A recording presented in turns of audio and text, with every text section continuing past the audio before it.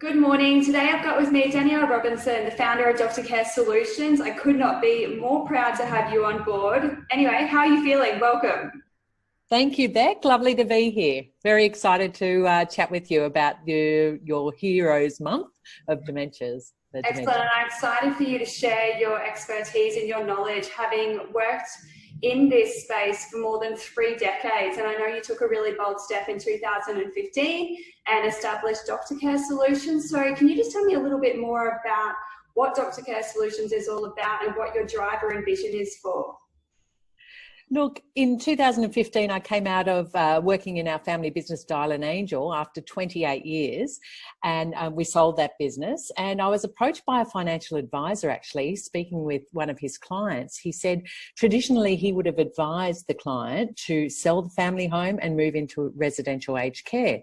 But he'd been following my journey on LinkedIn, and when I changed my profile on LinkedIn to say that I was now consulting to families, he jumped at it and he asked me to come and chat with the family, and that ended up being 5 of his clients, and I helped 2 of them into residential aged care. I helped 1 downsize into a retirement village, and 2 families I introduced to quality home care providers.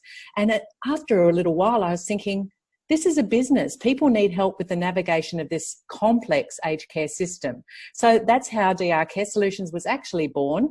And my vision is to assist as many Australians as possible to find the right care and accommodation solutions for their loved ones.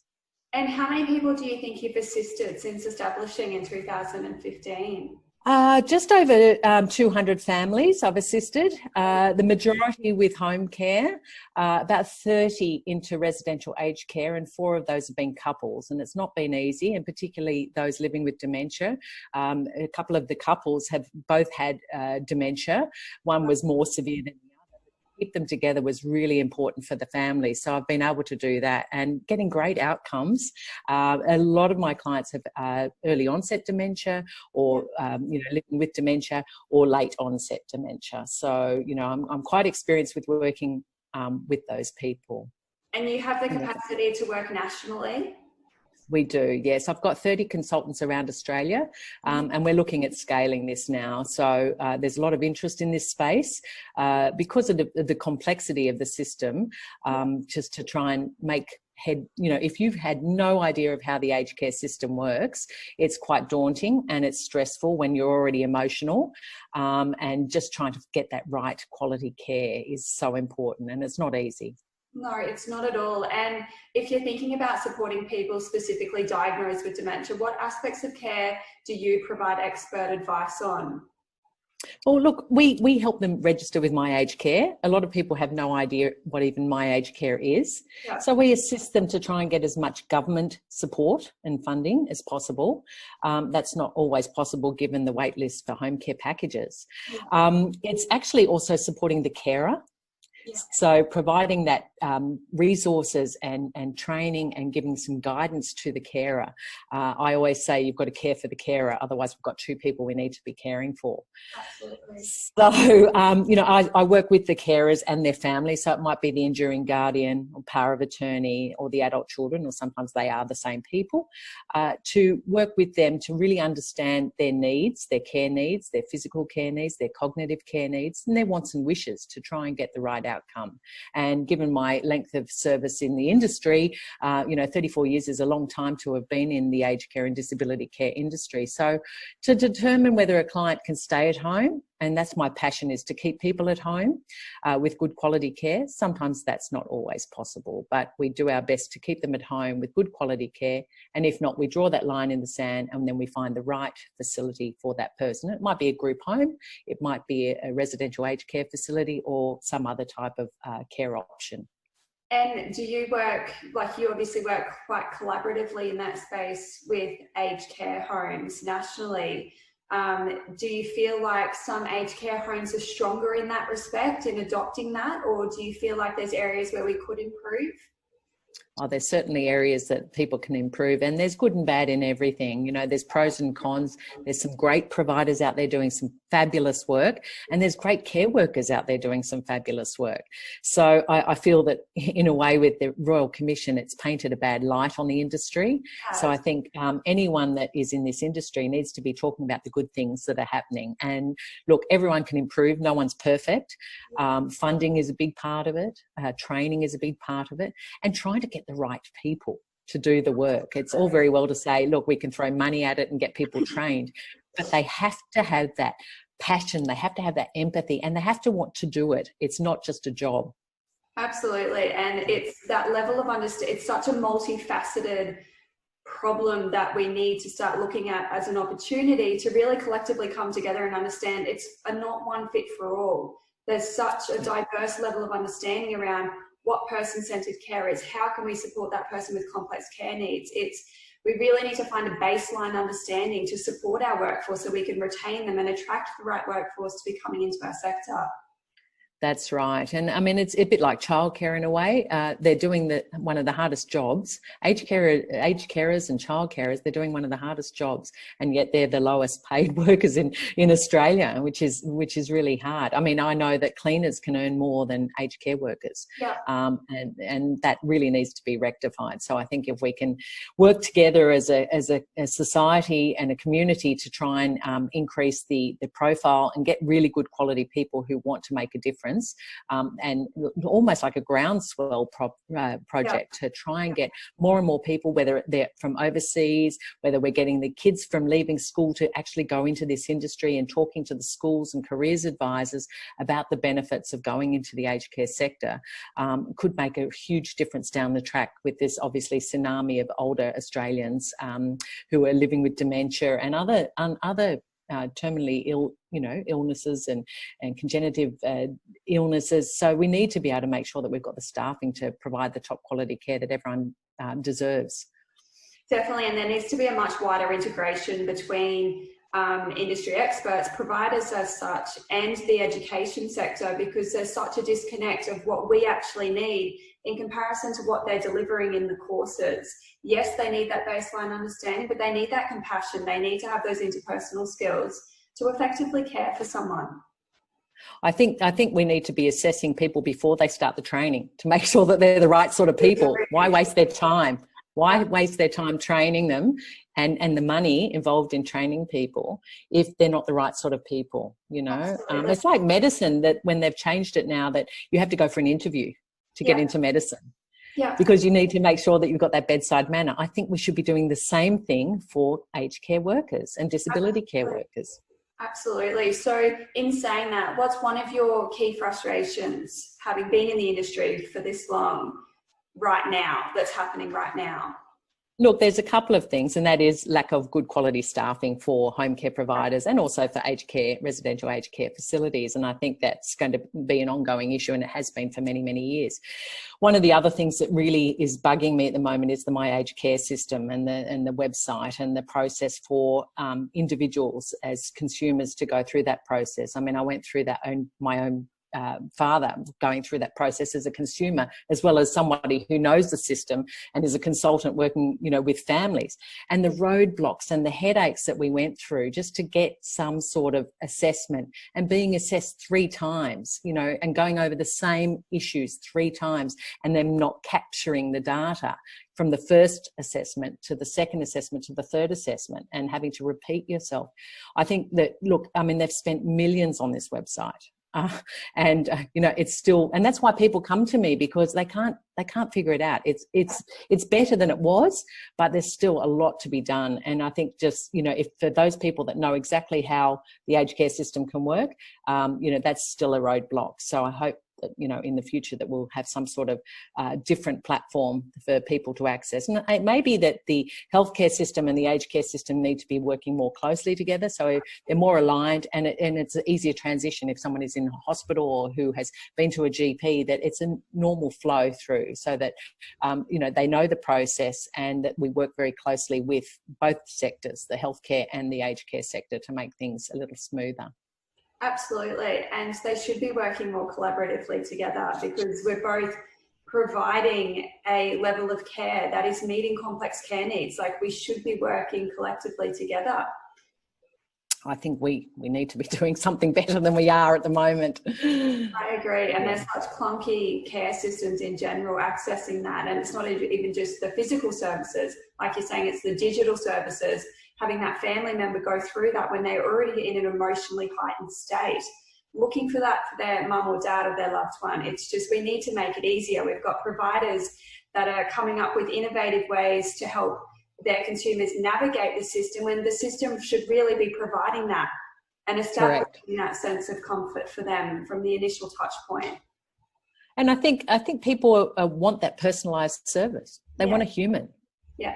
No, it's all very well to provide a platform and you know, go on and do what you have to do. But, you know, if you're not computer savvy, and a lot of older people aren't, and they have to rely on someone else, you know, it can be quite overwhelming for people. And as you say, in an emotional time, they've got so many things going on. They might be, you know, their mum or dad might have had a stroke and is in hospital, and the hospital's saying, quick, you've got to get them out. We need our bed back. And the aged care system's going, well, let's slow down the process. We've got to get an ACAT code, and, you know, we don't know whether your mum's going to be in low care, whatever it is. And it's so frustrating for the consumer. And I would get 10 calls a day saying, I don't know where I'm at. I've had people call me 6 months back saying, I tried it myself, I'm still struggling. Can you give me a hand?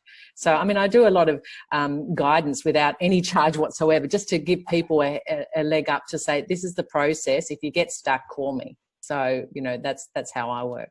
And I think that inclined approach is what is truly making a difference, because you're already struggling to find funds to access services, but when you've got people like you and within your organisation and consultants doing that in kind, it really makes a difference to that whole journey.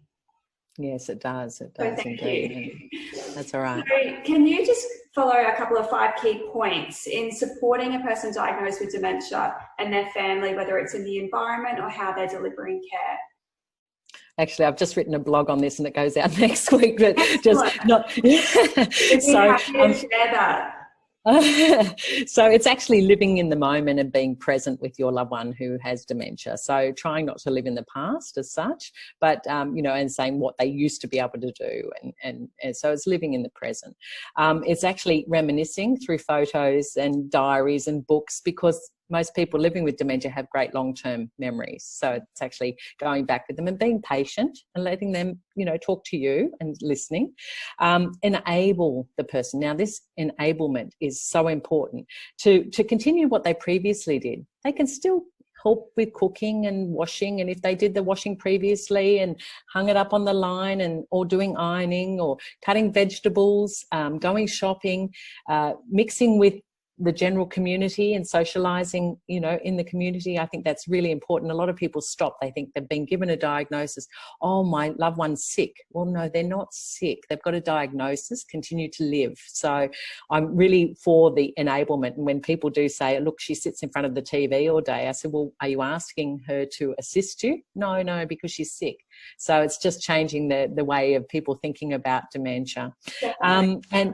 And taking along a pet or getting a small pet, because pet therapy is so beautiful, and the pet will, usually a dog, would give unconditional love to that person living with dementia, and it gives them such pleasure, and the dog such pleasure to be cuddled and patted, obviously if they don't have an allergy, but you know, that's something that I think is really good. And listening to music. So music therapy is calming, and it's relaxing, and it brings happy memories to people. You know, a song, you can play a song back from their day and it brings back all those beautiful memories for them. So they're the sort of 5 key tips that I would recommend if you do have a diagnosis and supporting a person living with dementia.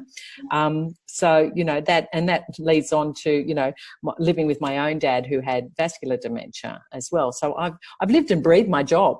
Yeah. So I understand how you work with someone who's been diagnosed with dementia, and there's so many different types of dementia and what their abilities and inabilities are, but working with their abilities and making sure that they live a quality life for as long as they're there, and to give them dignity and respect. To me, that's absolutely key. And I think a lot of people don't do that with people who are living with dementia.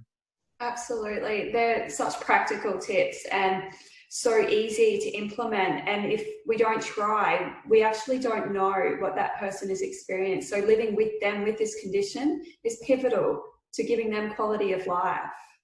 Yes, yeah, absolutely. So with the media covering quite negative stories at the moment, and the purpose of this is to bring light to what people are doing and the amazing work that our care workers, our families and the wider community is doing, do you have one story that you'd like to share with the wider audience that highlights positive aspects? Yeah. Look, I have so many beautiful clients who have been wonderful carers. They're all heroes as far as I'm concerned. But one that stands out, obviously, is my dad's partner who cared for him for, she was in his life for 26 years. And the last 5 years, Dad had vascular dementia. And initially, it was fine. He was going along beautifully, and she was there for him 24/7, right? The last couple of years was very difficult. Dad's behaviour changed. He was having little mini strokes because he had vascular dementia, so he was having TIAs. So his balance was affected, so he was quite a falls risk. I worked with her to get some private home care. She was a bit resistant because she didn't want anyone in the home. She felt she could do it. I mean, she was 6 years younger than Dad, so she felt she could do it. My concern, though, was her caring for her in case she got ill, and supporting her through that process. She did actually end up with blood clots on her legs and on her lungs, and I actually stepped in and had to virtually take over, get her well. That was only then that we made the decision to move Dad into respite. But she still visited every single day, and cheery as, even when she had those blood clots on her lung and legs, she was going, no, I can do this, I can do this. So, obviously the family supported. We had extra private home care, but she is an absolute hero. Looking back at that journey for her, it was a hell of a 12 months in 2018 before Dad passed away. And she is, that's the epitome of what you would want somebody to be caring for your loved one. So she's my absolute hero in that situation. I love that. Thank you so much for sharing that personal story of why so many people are going through exactly the same thing. That's right. That's right. And to know there's support there. Yes. So not to just think that you're on your own. There's carer resources, there's support groups. I've got a client at the moment who he has no idea. His wife has early onset dementia, and he's actually doing some training. He's going through some dementia training. She goes into like a group on learning. They're doing activities and that sort of thing. So he goes into the carer side of it. And he said to me, I'm getting so much out of it. And I said, isn't that wonderful? He said, I never thought I could learn so much in a short period of time. It's a 10-week course and he's just loving it. So, there is support out there. That's through Hammond Care, through, Okay. So, I'll link that at the bottom of this for people wanting to connect into that education as well. Yes. But just overall, I just want to thank you and your services that you're providing to those families, and accessing aged care that is a mother of a system that is so overwhelming, that you guys are really making a difference. Well, I feel that I have a lot of passion to help as many people as I can. So I'll continue doing that for as long as I'm able to. But look, I think that as long as the community know that there's support out there, if they get stuck, they can give us a call, they can send us an email, they can hop onto our website. There's the 5 easy steps for care on our website, so that can help as well. But look, reach out. I'm happy to speak to anyone who has any concerns or who is feeling overwhelmed, and guide them on that basis, Beck. So thanks so much for the opportunity to be a positive face of Dementia Awareness Month. And in fact, I was thinking about the Dementia Awareness Month, and I was thinking, why are we calling it awareness? I think now's the time that we already know what dementia is. So I think we need to be more understanding Dementia Month. Yep. And I think maybe we can change that. I know it's probably not a very good acronym, having Understanding Dementia Month, ADM, but I think that we do need to be spreading the word and educating people about working with people living with dementia in the community, so that we can have communities that are very comfortable having people living with dementia, because it's only going to increase. So we all need to be alert and aware and understanding. Absolutely. I was speaking to Jason Burton yesterday from Alzheimer's WA. Incredible man, absolutely incredible. And we were speaking about, it's not an awareness. The organisations across the world have done an incredible job at raising awareness. It's being spoken about at barbecues now, when 10 years ago, what is dementia? So now we are at that stage where we need to increase that level of understanding, and which is why I called this Dementia Heroes Month, because we're not at awareness. We need to really start to get people to feel what it could potentially be like. So they change the way they react. They change how they react in the community, and creating a really safe and enabling environment that's empowering for that person's Yes. and the family to reduce the rates of social isolation. Absolutely. Look, and I'm so for it. And I think there's a number of communities around Australia that are actually really like local councils who are looking at, making sure that the sidewalks are wide enough and smooth enough, and, making sure that they're, fixing up things so that people feel more comfortable, and for shopkeepers to be more aware, and maybe education of shopkeepers, particularly in pharmacists and, supermarkets, to understand, maybe doing a brief dementia course, so that they do understand how to work with people living with dementia, and not just to be impatient and just to wait and, give them the time of the day. And once again, that respect and support of people is so important.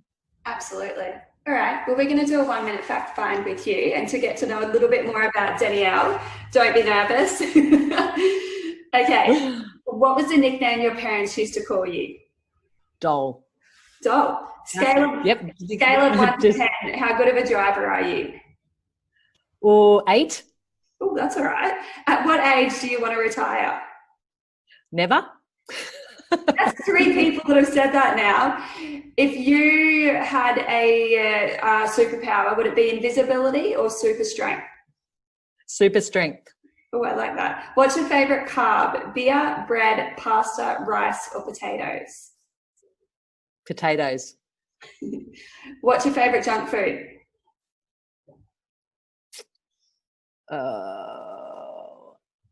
Junk food. I try not to eat junk food. Naked burgers, because I don't really eat bread, so naked burgers are good. That's your treat. What do you believe a person needs to be happy?